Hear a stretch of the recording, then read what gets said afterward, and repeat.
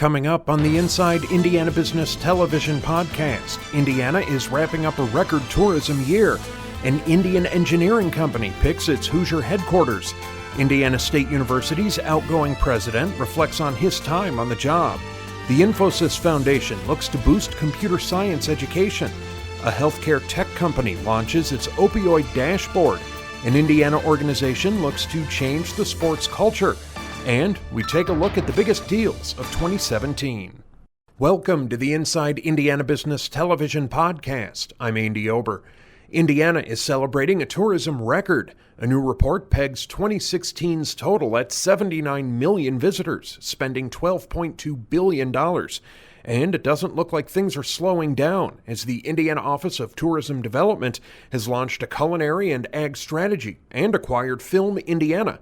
Executive Director Mark Newman joined Inside Indiana Business Television host Gary Dick to break down the numbers.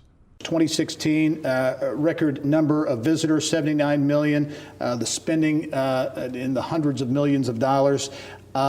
Your big takeaway, I mean, it was influenced certainly by the bicentennial, the 100th running of the Indianapolis 500, but these are significant numbers. Yeah, and the beauty of it is I think we're seeing contributions from all over the state. Indianapolis is still a significant contributor, of course, but the amazing work taking place at French Lick Resort, the addition of the event center down there, it's been a significant contributor as well to these numbers. Yeah, as you look at the numbers, and again, the bicentennial was really a cool series of events over the course of a year. The 100th running of the race. Biggest takeaway? You mentioned in French Lick. Yeah. Obviously it's been a tourist destination, but having that event center. The event center, it enables them now, as one example, to attract a group business, to host and stage conventions, meetings, conferences in ways that they haven't been able to do in the past. So that was a difference maker for us. Of course, Indiana Dunes in the northern part of the state, it continues to be a significant attraction. And then you named it, the Speedway, the return of the FFA, National Convention to Indianapolis, all of those things are big contributors to this boost. Tourism has long had a big impact on the economy, but now when you look at these numbers, I think it's the 9th biggest sector of the economy. If you take away government, the 8th largest. So that is significant. Do you sense that people are getting that or understanding that, whether it's at the legislature or rank and file just Hoosiers around the state? I do think that there is some acknowledgement that we're seeing to a greater degree than in the past on the role that tourism plays as an economic driver for the state. It has significant impact, as we've seen through these numbers we were just talking about, but it also enhances the quality of life. It really says something about Indiana as a great place to visit and live. Yeah. One other thing I want to talk about, those 2016 numbers just released, and that's the rate of increase that you're seeing here. I know that was a big takeaway for you, the rate of increase compared to neighboring states. Yeah, so we often look at our competitive set. We want to see how does Indiana measure up in terms of rate of growth relative to surrounding states, as an example. So you look at Illinois, you look at Kentucky, Ohio, Tennessee is a competing state with us, and our rate of increase, 5.7%. It exceeds what those states have been experiencing themselves, closer to 2.5%, 3.5%. Yeah. So we're really on a good path right now. Let's talk about going forward. I got a number of initiatives. We were in Fort Wayne last week, and I aired next weekend. Roanoke, really cool community with this ag tourism, culinary tourism that's really beginning to take place. How are you trying to leverage that to a bigger extent? You're right. Roanoke is a great example of a community that has transformed itself around culinary and agritourism. We think that there is an opportunity here for the entire state because there are similar communities that can build their profile because of the locally sourced culinary agritourism appeal. We were hugely successful a couple of weeks ago in attracting the foremost agritourism national conference, actually the largest conference in North America for agritourism, to Noblesville, Indiana. It's going to be here in 2019. We're very excited about that because I think it adds more credibility to this platform that we've established. As we wrap up here, another big initiative you're really going to ramp up, and that's this golf trail, this Pete Dye Golf Trail, which I'm interested in. I know a lot of other people are too. So it's existed for several years, but there's an opportunity now to really resurrect and revamp it. And as we head into 2018, we've got some pretty big plans set for that, and we think that the Gulf audience is going to respond to it. It'll be a tourism driver. It'll be able to help us from getting Hoosiers out onto golf courses, but attracting outsiders as well. All right, Indiana tourism record numbers in 2016. Mark Newman, as always, thanks for joining us. Thank you. All right. Still to come, the outgoing president of Indiana State University talks about his time in office, and an effort is underway to strengthen Indiana's computer science education. But first, India-based engineering company Axis Caddis has chosen Bartholomew County to establish its North American headquarters. The company last month announced plans to set up shop in Indiana, hire 500 people by 2023, and launch satellite offices throughout the state. Vice Chairman Sudhakar Gandhi came in studio to talk about the $10 million plans. I want to find out why you chose Indiana, why you chose Columbus, but first, Axis Caddis. Give us the thumbnail of the company and what you're all about. Okay, thank you. See, Axis Caddis is a company which is focused on technology, including engineering design services, electronics, etc. And Axis Caddis, we started from India. It's a less than 10-year-old company, and we have done 5 acquisitions in the last 8 years.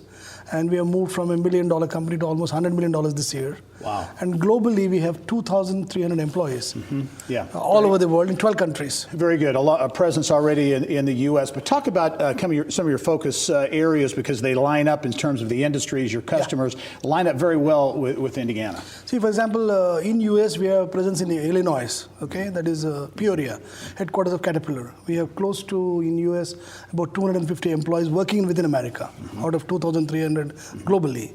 And the industry point of view, we are very strong in aerospace, defense, heavy engineering, and medical electronics. Yep. And the common theme is the design, engineering, and technology. Okay, you announced last month you're going to put the North American headquarters here in Indiana. You looked at several cities in Indiana. First of all, what attracted you to Indiana? Why did you pick Indiana for the headquarters? See, we have been approached by several states, including Indiana. And the reason we are chosen for Indiana is a couple of reasons. One, the location is very strategic for us, because on one side we have Peoria, on the other side Canada. We have a strong presence in Canada with Bombardier in Montreal. Okay, so the strategic location was the important part for us, point number one. Then we also have the pro-government, the pro-policy of the government. And I must give credit to your governor. He's a very smart guy. He really pushed me to move very fast. And his team also moved very fast and worked closely with us. So second thing is the pro-government policies. And equally important for us is the high technology and manufacturing culture in the state of Indiana. Yeah. It's a home for a lot of technology companies like Cummins, Zimmer Biotech, AAR Aerospace, etc. So the manufacturing technology culture was very, very important for us. And also availability of right kind of people. You know, this business is people-driven and intelligent people-driven. So we have Purdue's of the world and a lot of the other universities here, which helped us to take this decision. All right, you looked at Warsaw, you looked at West Lafayette, Indianapolis. You chose Columbus. Cummins is there, obviously. I'm sure that perhaps factored, but why Columbus? Columbus for a couple of reasons. One, Columbus is headquarters for Cummins and also Toyota. So there's already a strong manufacturing technology culture in Columbus. Okay. Second is Caterpillar is similar to Cummins to some extent, some part of the business. So we would like to start business also faster. And in all fairness, I must also tell you the local mayor, Jim, was pretty quick and smart and worked closely with my team to help us in putting up the whole thing. Plus, in Columbus, we also have a lot of tier 1 suppliers to global companies. So we felt it's a good place to start with. All right, I want to talk about the rollout here. You've committed to up to 100 jobs in the first year or so, up to 500 over the next 5 or 6 years. How is this going to roll out with this new North American headquarters in Columbus? See, our idea is to start with Columbus. Maybe we'll come in Toyota as the world. Then we'll have 2-3 satellite offices, like in Warsaw, in Indianapolis, Lafayette. Everywhere, your medical electronics is an important area for us, so we'll be going there. And technology is important for us, aerospace. So we will be selecting few satellite offices along with us. My whole idea is in about 5-6 years, 4-5 offices, each office catering to 100-150 people, so we should able to tie up 500 jobs. All right. That's the whole idea. North American headquarters in Columbus, but satellite locations around the state as well. Axis Caddis is the company based in India, big North American headquarters here. Sudhakar Gandhi, thank you very much for joining us. We look forward to talking to you in the future. Thank you very much. Thanks for your time. Later on the podcast, a nonprofit targets tech teaching and a new weapon in the battle against opioids. But now, Indiana State University President Dan Bradley is stepping down in January. During his 9 years in office, the Terre Haute School reported record enrollment and took on several high-profile projects, including the Student Recreation Center, University Hall, and upgrades to multiple facilities. Bradley joined Inside Indiana Business to look back and ahead. Full disclosure, I'm an Indiana State grad, so I want to mention that leading into the interview. But your tenure has had real impact, to be sure, in Terre Haute on the school and the city. Go back to when you started in the summer of 2008. There were some real challenges, serious challenges, including enrollment. There were. I think enrollment was the biggest one. We'd had about an 8-year decline in enrollment.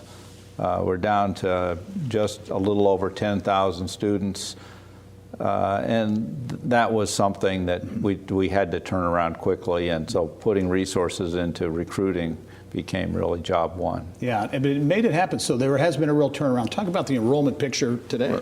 Right now we were at 13,700 in the fall, so we've had a long string of increases. Brought about, I think, a lot in terms of just putting more effort and marketing into it. We've also added a number of new degree programs, particularly in healthcare, which has really helped with that enrollment picture. The physical structure, the physical plan, if you will, of the campus has really changed in a big way. The Health and Human Services building, which is about to be, you're about to cut the ribbon on that, a major project. Student Rec Center, Federal Hall, so many projects. Talk about, there's too many to mention, but talk about the construction and the new look on campus. Sure. We've expended something over $300 million in the last 9 years. Kind of evenly divided between housing and classroom administrative buildings. What we found in terms of housing was that our housing stock was all built in the 60s and really needed refreshed and brought up to modern standards. So a lot of work went into housing. We're finishing that up actually this year. But a number of new classroom projects, including the College of Business project with the old federal building. Yep.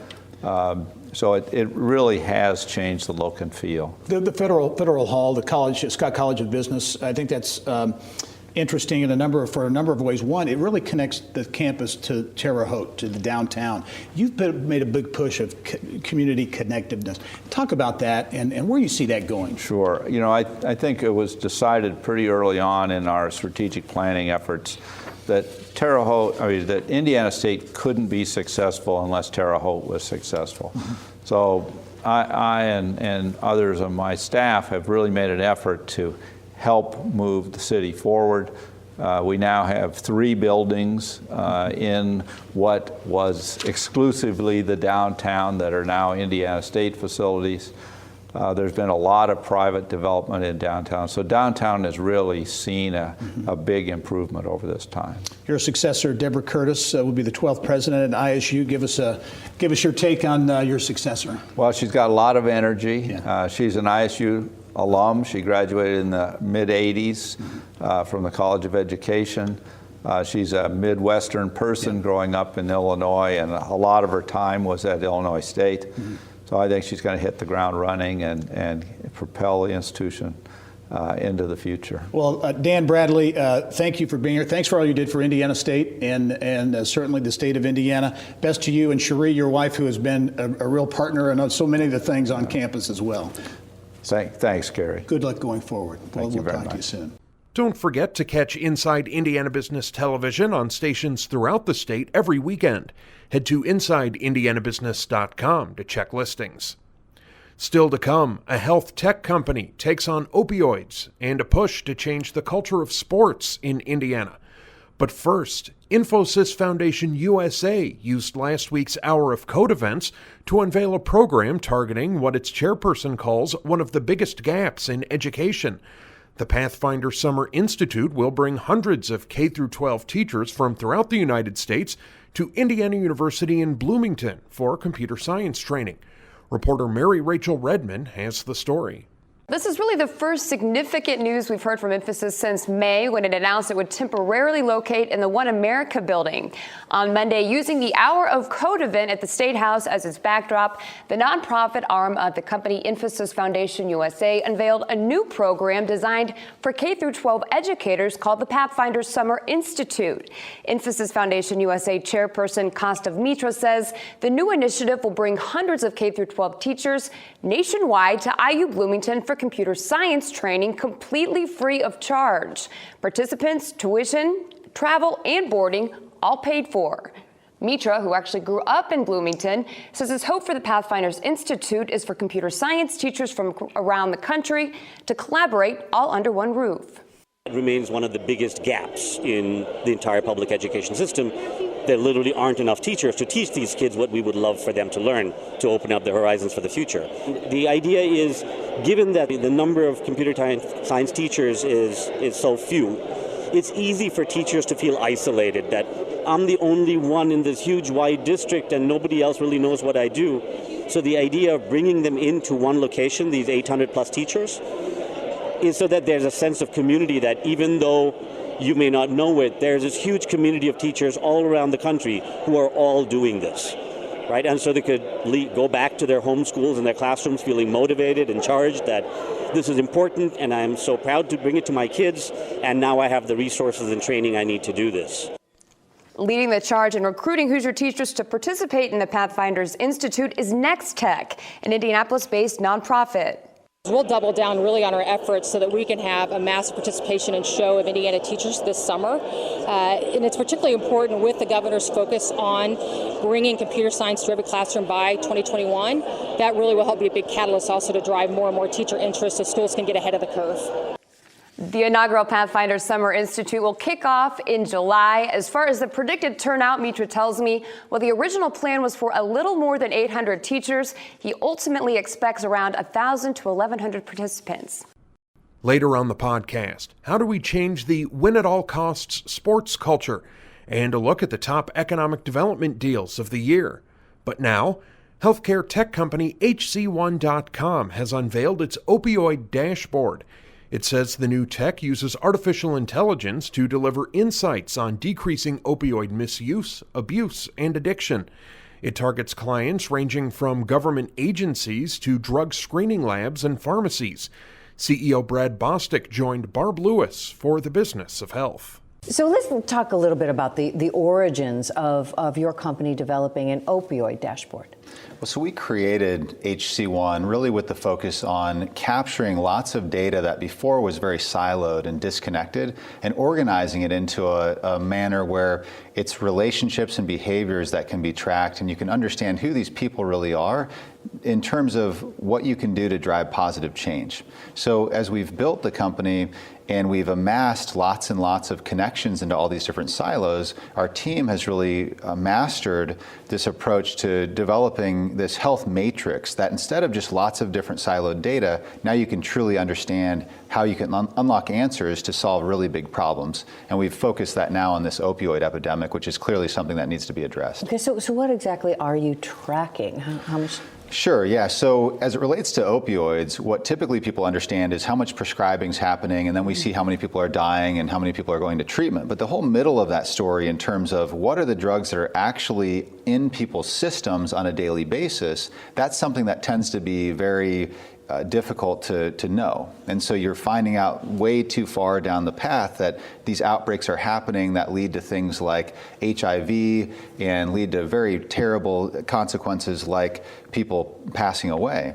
And so what you can see in the HC1 opioid dashboard is geographically, by demographics, by all kinds of different dimensions, what are exactly the drugs that people are truly using across the population today. And so you can start building a more predictive model. So instead of waiting for a hurricane to hit you and then finding out later that you have a bunch of damage to deal with, this is actually helping to predict that these things are coming. So ultimately you can put in place programs to help improve health and reduce the abuse and misuse of these drugs. So how would the government use this, or law enforcement agencies? What would they do with the data? Well, if you think about anybody who has an interest in public health, one thing is you can't manage what you can't measure. And so you can invest a lot into, let's say, treatment centers or educational programs or even marketing campaigns on the dangers of these drugs. Unless you have some way to measure whether or not there's an impact on the rate of use and abuse of those drugs actually inside people's systems, you can't really tell whether or not it's working. So this is giving you a view into each geography to see if we do put a program in place that we invest in. Some of these are the federal government's deployed $1 billion to try to address this issue and getting states to help. How do we then answer the question on which are the programs that work? And this is a great way to do that. Okay, and so for healthcare providers, kind of the same thing is to be able to see what's happening and maybe do some public health efforts around Yeah, well, it. here's an example. If you have an emergency room and they are unaware that some certain synthetic drug is becoming prevalent in their community, and they have somebody who shows up in the ER and they're exhibiting strange characteristics, this would actually give them a way to have visibility into, you should probably test for this thing that maybe you wouldn't even have thought of otherwise. So there is definitely an intersection between how this can be applied at the bigger picture public health level and also all the way down to the provider level to just help provide better information so that you can have better outcomes. Okay, so it's being used in Indiana now? That's correct, yeah. The state of Indiana is actually very innovative in its efforts to go fight this. And Governor Holcomb has actually made one of his top 3 priorities fighting this abuse of opioids. And so they already had spent several years aggregating a lot of data that's historical data about things like what arrests are and where are you seeing certain types of drugs and so on. We're actually bringing to the table now to collaborate with them this live indicator of what's happening with these drugs that are being used across the population, which can unlock these through artificial intelligence and machine learning predictive models so that we can really collaborate and bring an even higher level of health to the citizens of our state. Well, Brad, thank you very much for being on the program, and we wish you well. Thank you so much. Appreciate you having me. Still to come, we spotlight the top economic deals of 2017. But first, an Indiana nonprofit wants to transform the win-at-all-costs sports culture throughout the United States. The Inside Out initiative, launched in Indiana in partnership with the IHSAA Foundation and the Colts, and more than 130 high schools throughout the state have signed on. IHSAA Foundation President Matt Wolfert talked about the effort with IIB sports contributor Bill Benner.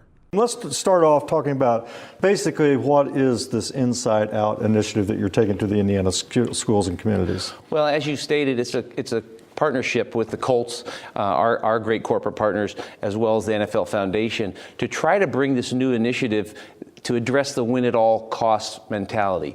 And so what we'll do is we'll bring this to administrators, coaches, principals, so they all start using a common language, if you will, about how to communicate with the kids, how to work with kids of this generation as well, and knowing that we're in it for the right reasons. If we can get that culture working within each of these schools, then that's sort of the initiative in a whole. And to be clear, you're not trying to devalue success. You're not trying to devalue anything that can be gleaned from winning, but you certainly want to put winning in some kind of proper perspective. That's exactly right. I actually talked to a coach who had retired after 39 years, and 20 years into coaching, he realized winning the state championship is really hard. So am I in it for the right reasons? Am I going to keep coaching, or am I going to get out because I can't win?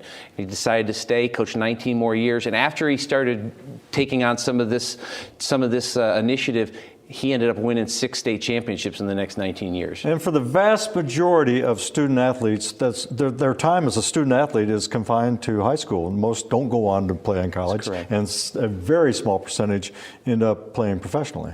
Yeah, that's absolutely true. So we try to keep the perspective, try to keep things in perspective with what and who these student athletes are, because really education-based athletics is what we're all about at the IHSAA, and especially at the high school level. And that's what the foundation is really trying to bring: initiatives that address these issues and address education-based athletics. The IHSAA Foundation said it's been around 2 years. You've been a couple months onto the job. Another important initiative, and one that strikes near to my heart, since I'm involved with Special Olympics Indiana, is the unified sports movement. Yeah. This has just had tremendous success in its early stages. So it's a great partnership with Special Olympics, and we at the IHSA, but especially here at the foundation, when you start to ask what do we stand for and what are we going to raise money to support, unified sports with our partners with Special Olympics is what it's all about. And so track and field, we've been doing that for a few years now, and the idea is to grow more opportunities.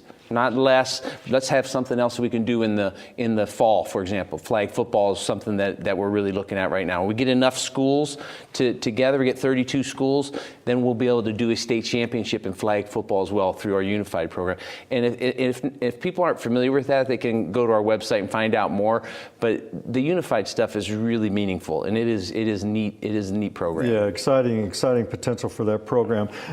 When Bobby Cox, the IHSA commissioner, started the IHSA Foundation, I mean, this is really kind of on a forerunner. Yeah. There aren't many high school associations that have foundations. I give him a lot of credit. He and the IHSA Executive Committee creating a great board to create this foundation to go have a charitable arm of the IHSA so that we can sustain school-based athletics, education-based athletics in the state of Indiana. There are very few foundations that exist. I may be one of 2 or 3 in the whole country that are full-time running a high school foundation to do this kind of meaningful work. And I do want to mention that you have a very deep and varied background in intercollegiate athletics, mm-hmm. Notre Dame, Georgia Tech, Ball State, the NCAA, and you were working at Cathedral High School when Bobby Cox made the call. Yep.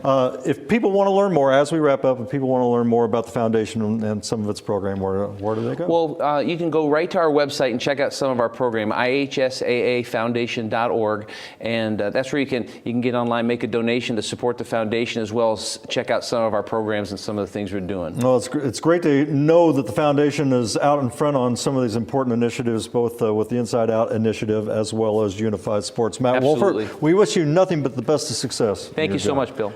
And finally this week on the Inside Indiana Business Television podcast, what were some of the biggest economic deals of 2017? What city or region stood out? And what can the state do next year to land more jobs and investment? KSM Location Advisor CEO Tim Cook and President Katie Culp joined IIB TV for the Ion Economic Development segment. Hard to believe 2017 is winding to a close very rapidly. This has been an interesting year, to be sure. As you look at big successes, Katie, what do you point to in 2017? Oh gosh, it's some of the biggest successes I think have a lot to do with the tech sector. You've got Infosys, Levimentum, one of our clients, but it's not just a single deal. I mean, and certainly Salesforce is known for its large presence in this industry. I think it's the accumulation of all of these tech firms and showing that Indianapolis is really a contender nationally to secure them. And in terms of the activity, certainly there's been a lot here in central Indiana, but it's not been limited here. There have been successes around the state. Yeah, I mean, I think that's so promising too, because we're getting different pockets, and tech firms are not necessarily tethered just to, say, downtown Indianapolis. The suburbs, Fishers has certainly done a lot, but even outside of the central Indiana region, Fort Wayne and some of the other areas. Yeah, I think the biggest story has been the governor's economic development agenda. If you look back to his State of the State, 2 things he talked about were infrastructure and workforce. He put a lot of money in both of those. He did a great job working with the legislature this year, kind of staying away from social issues and just trying to block and tackle and get those kinds of things done. And if you look at the IDC, which is the state agency that does economic development deals, they had a record year. That was his whole team in place that did that. Jim Schellinger, Elaine Beadle, Chris Cotterill. I think if you add those 2 together, he had a monster year, and he deserves a lot of the credit for it. The state has continues to put a big premium on regional economic development and trying to drive, talent attraction and those types of things. As you look at specific successes around the state, talk about some of what you're seeing. Tim, how about up in Fort Wayne and Northeast Indiana? Yeah, I mean, Fort Wayne, if you go up there, it's incredible the amount of money they've invested downtown, and you can see it. There's just a vibrancy there. Our parent company recently relocated to the Ash Building downtown. And you've got a leadership there in the mayor and at both the city and county council that are very engaged. They've made economic development a priority there, and it's just really exciting what they've been able to accomplish. I mean, don't you think it's really the result of a strategic plan and an intentional plan? Yeah, it hasn't happened by happenstance. It's been very intentional. Yeah. One of the big, huge projects, infrastructure projects in the country, the Ohio River Bridges project in southeast Indiana, and I know there's been a lot of activity in that part of the state as well. Again, I mean, it's a similarity. It's a different strategy, but it's having that intention. And so they put together infrastructure plans. They found the funding, and by improving the bridges and the access to Jeffersonville and to New Albany, you're really seeing a lot of economic development as a result result, I think there's a lot moving from Kentucky into southern Indiana, but they're also, I mean, Louisville, the greater Louisville area competed for the Amazon project. They submitted a bid. So it's exciting to see other parts of this. I mean, you could spend a whole day talking about central Indiana and all the strengths, but it's nice to see other parts of the state flourish. Yeah, in Jeffersonville, we've got a huge Amazon distribution center. In terms of the Amazon, the second headquarters project is getting so much attention, obviously, around the country. Where do you see that going? Is it, again, multiple cities in Indiana put forth a bid here in central Indiana, a big effort to get a bid out there. Where do you see that going? Well, I think we both agree that probably sometime yet this year, we're hopeful that the list of, I think it was between 200 and 300 submissions gets narrowed down and whittled down a little bit. I think I'm very optimistic that Indianapolis will be on that list. I think it's very telling if we are. It's a sign that even if we don't win it, which I think it's an uphill battle to do that, it shows that we're a player in the field and we're a contender. Conversely, if we're not, I think that speaks as well. Yeah, I think as they whittle down the list, I'm going to look to see the cities that stay on the list. And if you see a Minneapolis or a Pittsburgh, I think we'll see in Indianapolis. If it's nothing but the big cities like New York or Boston, that will tell you that those mid-market cities probably really didn't have a chance. Yeah, that's a good point. I mean, if like-sized cities are not on the list, it's not as negative as it would be if we had sister cities of peer size who were there and we did not make it. Talk about challenges facing economic development this year and certainly going forward to 2018. Everyone talks about talent, whether it's companies talking about it, communities talking about it, the state, and those types of things. Where are we in talent? How serious an issue is it? And do you think the state and others are doing enough to get their arms around it? I think Indiana has made a big focus on talent in the last several years, and they've made a lot of inroads. The thing is, all of the states that we're competing against, they've made it a priority as well. So we can't rest on our laurels. We have to really identify, when we talk about workforce, what are we trying to address? What are we trying to correct or improve?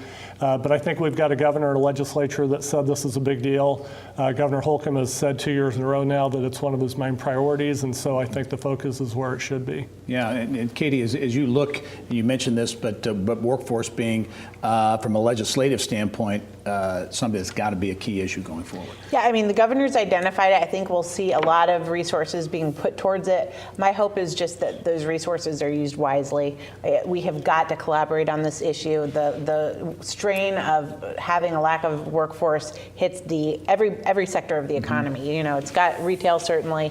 The distribution centers are dying for work, but it's the tech centers too. It's these large tech employers can't find coders and other types of workers. And, it's something that, and not to mention skilled trades, there's a real push, and I'm excited about it, to see efforts to get younger generations interested in that, because manufacturing, they'll suffer in the future. And that's been one of the big issues lately. We have high-paying jobs, and then we have those minimum wage jobs, but what's happening to that middle sector, and a lot of those have been eliminated by automation. So I think Indianapolis and a lot of cities are really focused on that in the next 3 to 5 to 10 years. Is that going to continue to decay, that sector of the workforce? Yeah. How about perception from an economic development standpoint? You talk to people, get around the country.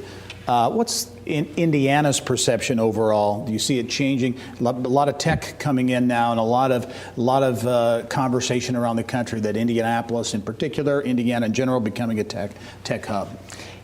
We do a lot of traveling around the country, and I think for coastal businesses, we're kind of in flyover country.